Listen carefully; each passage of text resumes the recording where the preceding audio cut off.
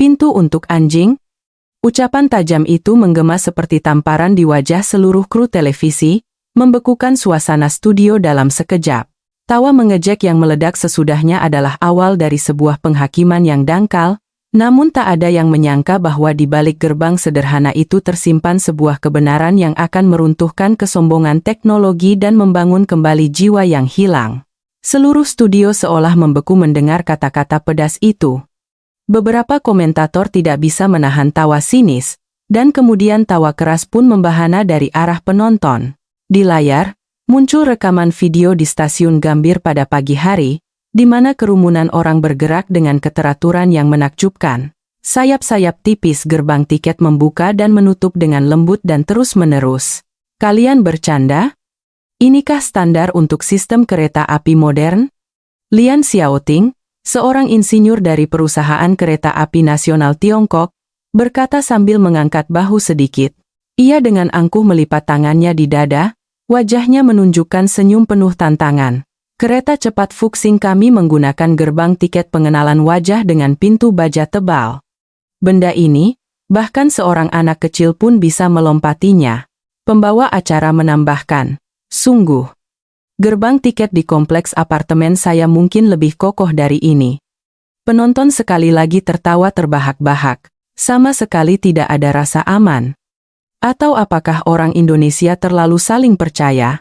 Dalam suasana yang dipenuhi cemoohan dan sindiran, Xiaoting mengangguk puas.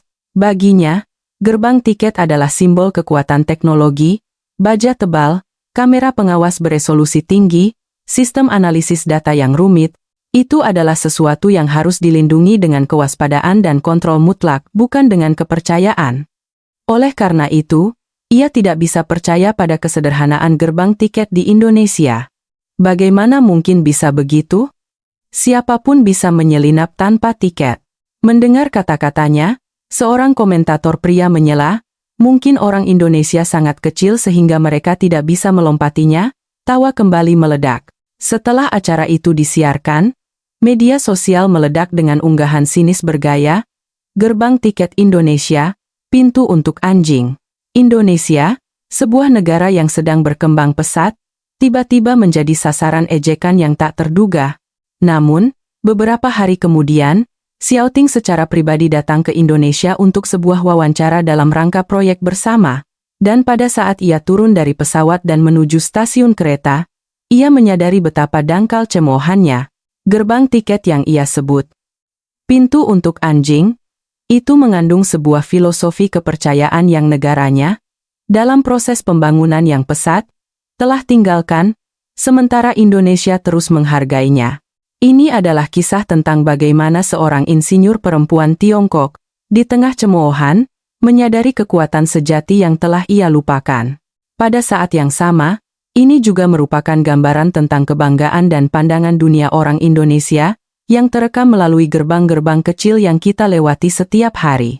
Lian Xiaoting, 35 tahun, dari Departemen Teknik Perkeretaapian Tiongkok, bertanggung jawab atas desain infrastruktur. Orang-orang di sekitarnya memanggilnya wanita baja. Ia bekerja dengan tekun, percaya bahwa ia adalah seorang insinyur yang memikul tanggung jawab nasional. Kali ini ia datang ke Indonesia, karena perusahaannya telah memulai proyek bersama dengan Perkeretaapian Indonesia dengan tema, meningkatkan pengalaman pengguna, yang bertujuan untuk membandingkan sistem kedua negara dan saling belajar. Televisi Pusat Tiongkok juga telah membuat film dokumenter tentang hal ini dan menyiarkan program tersebut.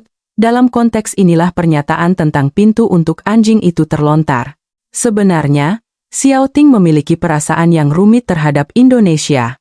Beberapa tahun yang lalu, perusahaannya mengadakan promosi khusus, peningkatan gratis ke kelas bisnis untuk penumpang Indonesia di rute Beijing, Shanghai untuk mempromosikan pertukaran budaya. Itu adalah sebuah isyarat niat baik.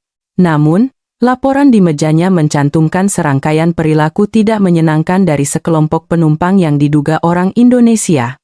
Meninggalkan sampah di kursi, membuat keributan, bahkan ada yang mencuri perlengkapan di kereta. Orang Indonesia selalu dianggap sopan. Apa yang terjadi? Apakah mereka sudah berubah? Ia merasa kecewa, bahkan timbul perasaan yang nyaris seperti antipati. Kebanggaan yang mendarah daging dalam dirinya adalah sistem kereta cepat nasional yang ia banggakan. Dari Beijing ke Guangzhou hanya dalam beberapa jam, desain gerbong yang kokoh, kecepatan yang memusingkan, dan skala yang masif. Itulah inti dari teknologi. Sebagai seorang insinyur, ia memuja kekuatan teknologi dan efisiensi, teknik harus presisi dan mendominasi. Karena itu, ia tidak terlalu antusias dengan perjalanan dinas ini. Apa yang bisa aku pelajari dari Indonesia? Ia berkata pada dirinya sendiri sambil melihat keluar jendela pesawat.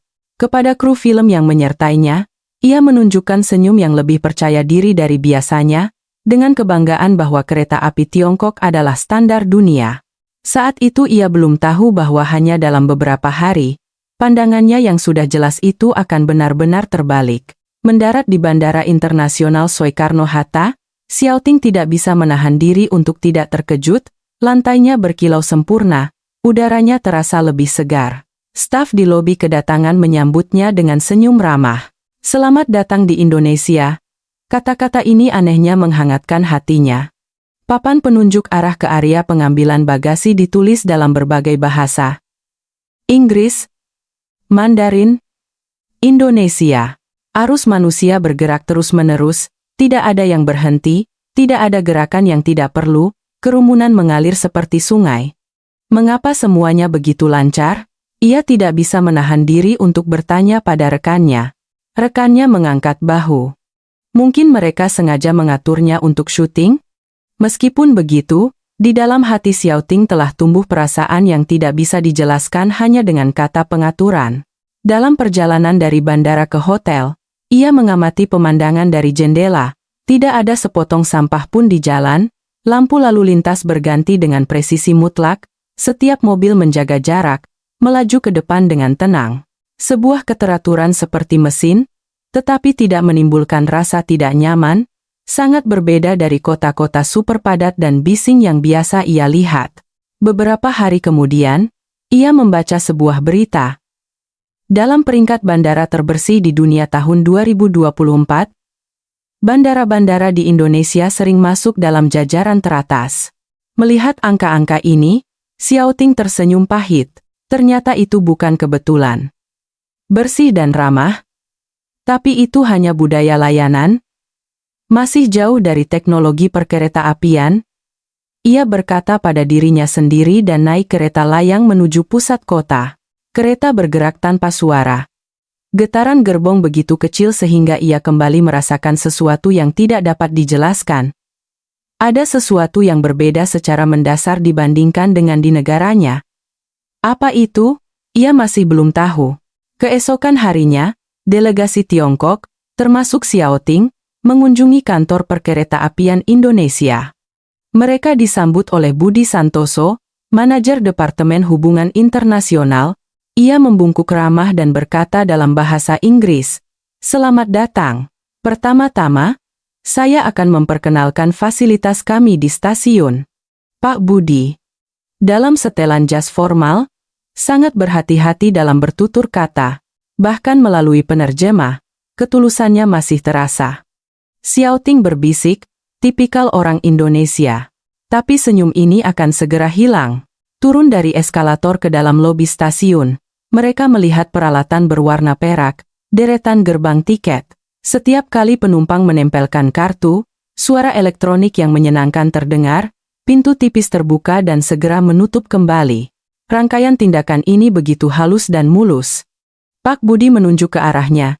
"Ini adalah sistem kontrol akses perusahaan kami." "Hah? Ini?" Xiaoting mengerutkan kening. Di antara rekan-rekannya terdengar tawa sinis. Itu sama sekali tidak seperti penghalang besi tebal dengan pengenalan wajah yang biasa mereka lihat di Tiongkok. Hanya sebuah pintu setinggi pinggang, yang mudah membuka dan menutup. Terlalu sederhana. Benda ini bahkan anak kecil pun bisa melompatinya. Di tempat kami, benda ini akan rusak dalam sehari. Cemoohan terus berdatangan, tawa menggema di seluruh lobi. Kru film merekam adegan ini, dan sutradara mengangguk puas, mengatakan bahwa ini adalah rekaman yang berharga. Rekaman ini kemudian ditayangkan di Tiongkok, menyebabkan ledakan tawa di studio. Pasti banyak yang menyelinap tanpa tiket, Xiao Ting mendengus. Dan sensornya lambat, siapapun bisa menyelinap. Pak Budi hanya tersenyum ramah dan menjawab, saya sarankan Anda coba perhatikan. Mereka berjalan melewati kamera satu persatu. Dan pada saat itu, Xiao Ting tertegun. Tidak ada satupun penumpang yang menyelinap.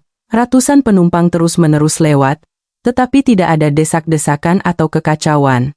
Suara kartu yang ditempelkan terdengar teratur, semua orang bergerak seolah dalam satu irama. Pak Budi dengan tenang melanjutkan, gerbang ini dapat dilewati oleh 70 orang per menit. Desainnya dibuat bukan untuk melindungi, melainkan agar tidak mengganggu aliran pengguna. Bukan untuk melindungi, gumam Xiao Ting. Gerbang tiket di Tiongkok dibuat berdasarkan ketidakpercayaan dan kontrol. Gerbang tiket Indonesia, berdasarkan kepercayaan. Hanya sebuah gerbang tiket, tetapi perbedaan antara kedua budaya menjadi begitu jelas. Melihat punggung orang-orang yang lewat, Xiao Ting teringat pemandangan di stasiun-stasiun di negaranya, kerumunan besar, pengumuman terus-menerus melalui pengeras suara, teriakan petugas keamanan. Ia selalu menganggap itu wajar untuk mengelola sistem yang besar.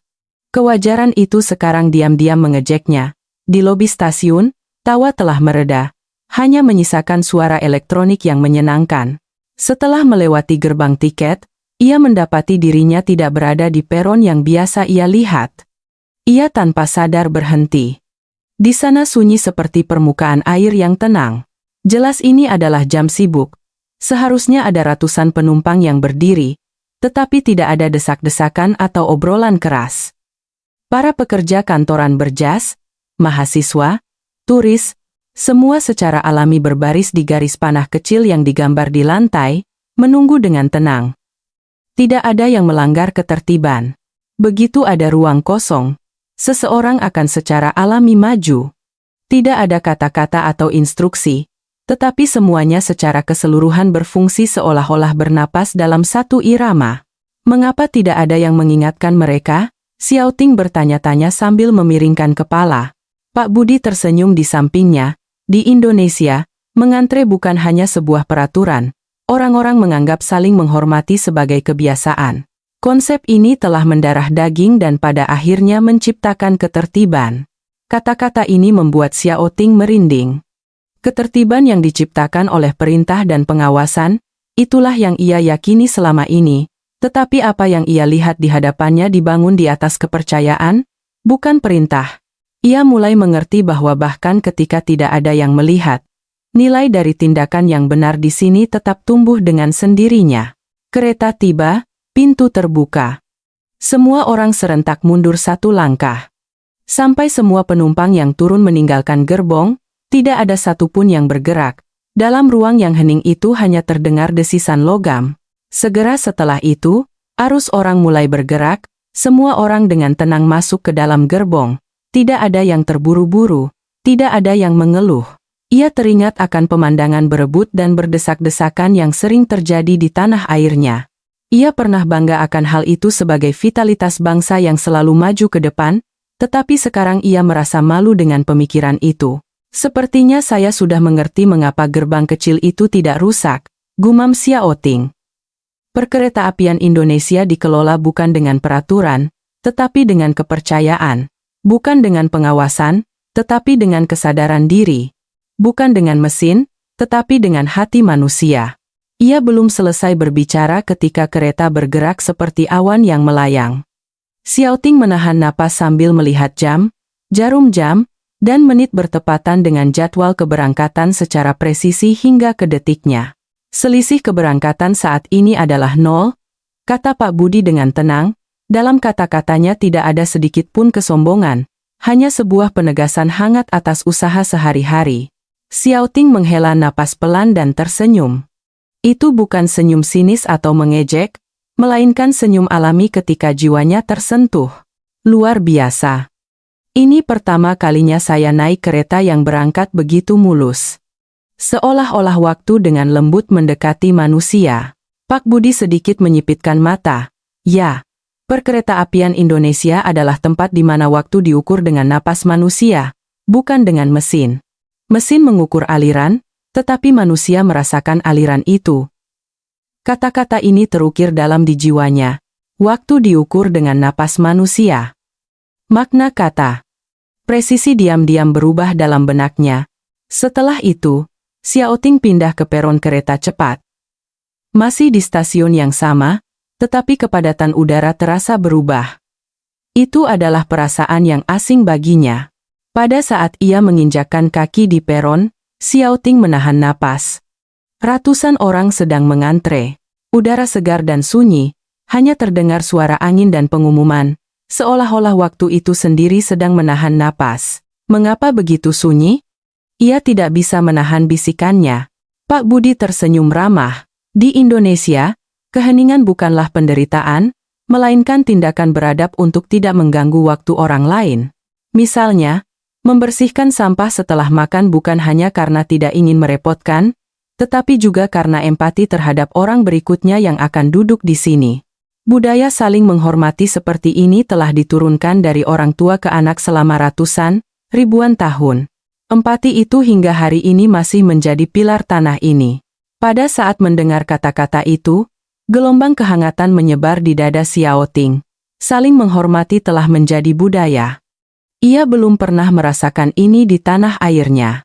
Di sana, kesibukan adalah simbol perkembangan, sedangkan di Indonesia, keheningan seolah menjadi momen doa yang menghubungkan manusia satu sama lain. Masuk ke gerbong kereta cepat, ia langsung mengerti apa yang baru saja didengarnya. Tidak ada sebutir debu pun di kursi, cahaya dari jendela memantul dengan lembut, penumpang di sebelahnya dengan tenang memasukkan kaleng bekas minumnya ke dalam tasnya sendiri. Orang-orang yang melewati lorong saling mengangguk pelan. Setiap orang menghormati kehadiran orang lain, terhubung oleh seutas benang tak kasat mata. Selama perjalanan, senja mewarnai gerbong menjadi merah tua, cahaya lembut menyelimuti wajah semua orang. Semua sedang membaca buku, tidur, atau diam-diam memandang keluar jendela. Keheningan ini bergema di jiwa seperti sebuah paduan suara. Xiaoting mengerti bahwa keheningan orang Indonesia bukanlah kebisuan, melainkan sebuah tindakan yang nyaris seperti doa, sebuah tindakan untuk orang lain yang telah masuk ke dalam kehidupan sehari-hari dan menceritakan kisah tempat ini, bukan dengan kata-kata, melainkan dengan tindakan. Itulah kekuatan tempat ini, yang sangat berbeda dengan cara Tiongkok memaksakan ketertiban dengan teknologi. Raut wajahnya sendiri yang terpantul di jendela tidak lagi menunjukkan ekspresi perbandingan, melainkan telah diwarnai oleh emosi yang mendalam. Di dalam kereta terdengar pengumuman, saat ini kereta berjalan sesuai jadwal. Xiaoting tersenyum dan bertanya, jadi, berapa selisih sesuai jadwal itu? Keterlambatan rata-rata tahunan kereta cepat di Indonesia adalah 30 detik. Dalam setahun, hanya 30 detik. Sejenak, ia tidak bisa memahami arti kata-kata itu. 30 detik, satu tarikan napas, dan itu adalah selisih untuk 1 tahun penuh. Akal sehatnya mengerti, tetapi hatinya belum bisa beradaptasi. Di Tiongkok, kereta cepat juga sangat tepat waktu, tetapi itu adalah hasil dari sistem kontrol raksasa dan prosedur yang ketat. Keterlambatan dianggap sebagai kesalahan teknis. Saat menyadari hal itu, perasaan hangat muncul dari dalam dadanya. Setelah itu di pusat pelatihan, para masinis dengan serius melakukan simulasi. Bahkan selisih 5 detik pun bisa dirasakan oleh tubuh. Mendengar kata-kata seorang masinis muda, Xiaoting menghela napas kagum. Di Tiongkok, jika berbicara tentang keterlambatan 5 detik, orang akan menganggapnya sebagai insiden sistem yang serius. Tawanya bergetar seolah menahan air mata. Dalam presisi yang diukur dalam hitungan detik, benar-benar ada kehadiran manusia. Pada hari terakhir, Xiaoting bersama delegasi mengunjungi pusat kendali lalu lintas perkeretaapian Indonesia. Sebuah layar raksasa memenuhi seluruh dinding, titik-titik cahaya yang tak terhitung jumlahnya menampilkan pergerakan kereta, berdenyut seperti jantung. Para staf dengan tenang bertukar perintah melalui headset. Tidak ada yang berbicara keras, tidak ada yang menunjukkan kecemasan. Di ruangan ini, keterlambatan 1 menit setara dengan 1 kecelakaan, kata pemandu, Pak Budi, yang langsung membuat suasana menjadi tegang. Ia juga menceritakan tentang sistem respons bencana. Ketika sensor mendeteksi getaran sekecil apapun, kecerdasan buatan segera menganalisis data dan memilih rute yang aman, lebih cepat dari manusia. Tapi keputusan akhir selalu ada di tangan manusia. Mesin ada bukan untuk melampaui manusia, tetapi untuk melindungi mereka. Terlalu sempurna, gumam Xiaoting tanpa sadar. Ia belum pernah melihat tempat di mana hubungan antara teknologi dan manusia begitu harmonis.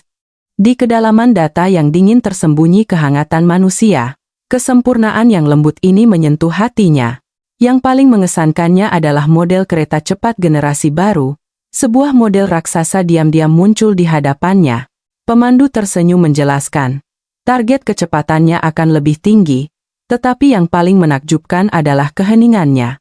Dalam video promosi, kereta meluncur dengan lembut, tanpa desisan logam, hanya suara angin yang terbelah dengan mulus. Seolah-olah masa depan sedang mendekat dengan diam-diam, kata-kata Xiaoting lebih mirip doa daripada kekaguman. Pak Budi dengan lembut berkata, perkeretaapian Indonesia ada bukan untuk kecepatan, melainkan untuk mengantarkan manusia ke tujuan dengan aman dan tenang. Pada saat itu, sesuatu di dalam jiwa Xiaoting telah meleleh. Di Tiongkok, kecepatan adalah kebanggaan. Tetapi di Indonesia, keheningan adalah bukti kepercayaan. Tidak pamer, tapi sempurna, bisiknya. Indonesia adalah sebuah pulau ketenangan yang melesat menuju masa depan. Ia yakin akan hal itu dan diam-diam menutup matanya. Malam sebelum berangkat, di lobi hotel, Xiaoting menerima email dari tim investigasi stasiun TV. Judulnya, Kebenaran tentang insiden penumpang kelas bisnis. Membukanya, ia sangat terkejut.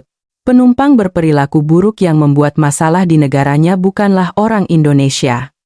Hasil investigasi menunjukkan bahwa itu adalah sekelompok turis dari negara lain yang menggunakan paspor palsu.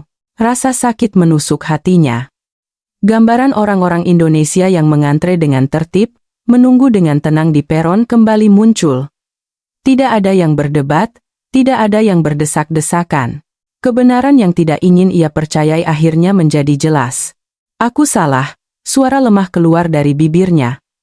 Ia tidak menyalahkan ketidaktahuannya, melainkan menyesal karena telah berpaling dari kebenaran. Itu bukan kegagalan, melainkan awal dari sebuah kesadaran.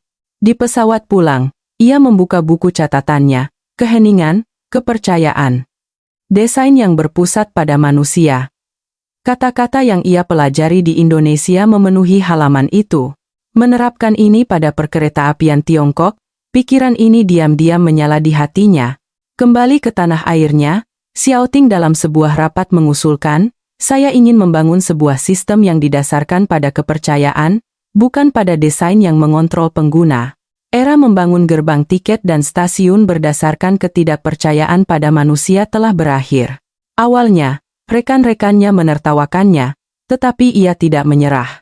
Beberapa bulan kemudian, di sebuah stasiun baru di kota provinsi, desain alur pengguna berbasis kepercayaan yang diusulkan Xiaoting diterapkan, mengurangi jumlah kamera pengawas, memperluas koridor, dan menciptakan struktur yang mendorong orang untuk secara alami saling memberi jalan.